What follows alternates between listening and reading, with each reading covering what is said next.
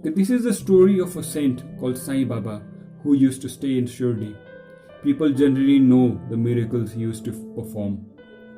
He used to heal a lot of people, but during his youth, he passed through certain experiences which changed his life forever. This video talks about Sai and his friends and their search for spirituality and the truth. It focuses on one particular incident which changes his life forever, and he no more remains the innocent person he had been in his childhood.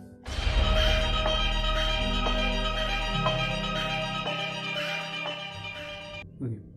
When Sai Baba was still a youth, he had a circle of 3 to 4 friends, all of which were very much interested in spirituality. And they used to read regular books related to spirituality and had gained a lot of knowledge, theoretical knowledge about this particular field. So these 4 people, they had different perspective and ideas about truth.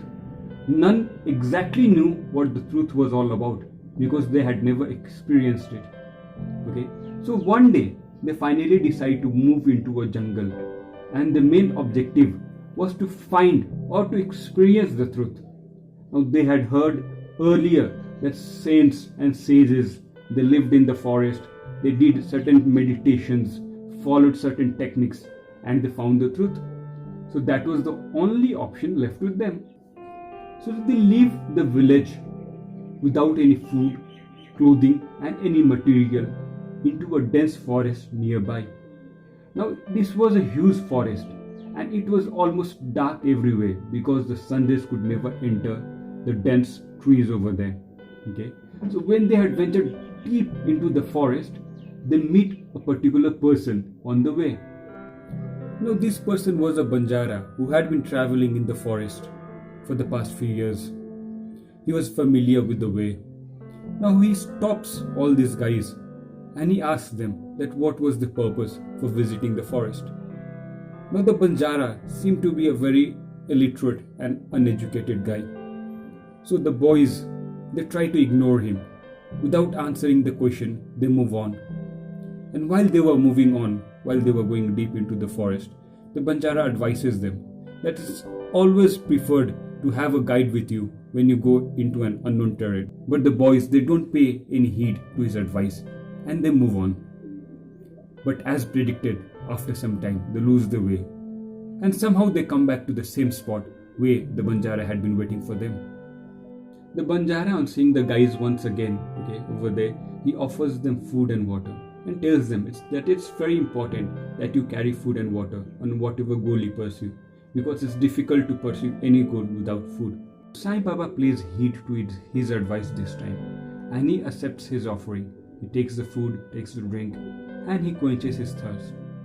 But his friends, who are still adamant that they will be not taking any help from anyone, ignore the advice given by the Banjara. So once Sai Baba has completed the meal, he suddenly sees that the Banjara was nowhere to see. Instead, he sees a sadhu standing nearby. So the sadhu approaches these boys and he tells them that he exactly knew what these guys were looking for. And he tells them that he was willing to give them whatever they were looking for. But in return, they had to totally trust this particular sadhu. Now the 3 friends of Sai, they were still not ready to take any help whatsoever from anyone. Okay, so they straight away moved away from that place. And Sai, as he had already understood that if he went alone in the forest, again he might lose his way. This time he is ready to take the help from this particular sadhu. So the sadhu takes Sai Baba deeper into the jungle. He takes him near a well. He ties his leg with a rope and hangs him upside down with a branch of a tree deep into a well. Now the water into the well was around 3 feet below his hands and it was very dark inside. The sadhu hangs him there and leaves the spot. So upside down into the well, Sai feels a lot of resistance in him. There is a strong fear in his heart.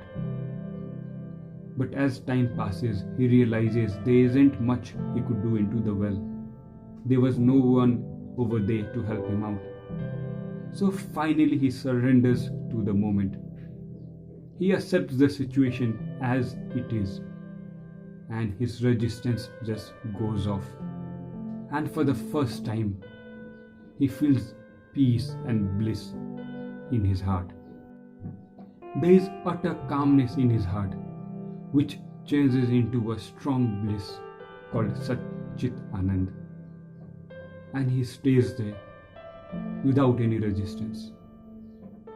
After around 3 to 4 hours, the sadhu comes back and pulls him back from the well. And he asks him, how was the experience? And Sai says, it was utterly blissful. Sai further says that it was not possible to describe that particular experience because words were but limited, and the experience was something beyond any worldly experience.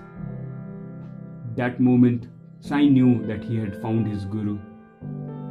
Now the sadhu takes Sai deeper into the forest, and Sai is shocked to know that he had been the guru of an ashram. The trust Sai Baba had shown in the sadhu had actually paid off.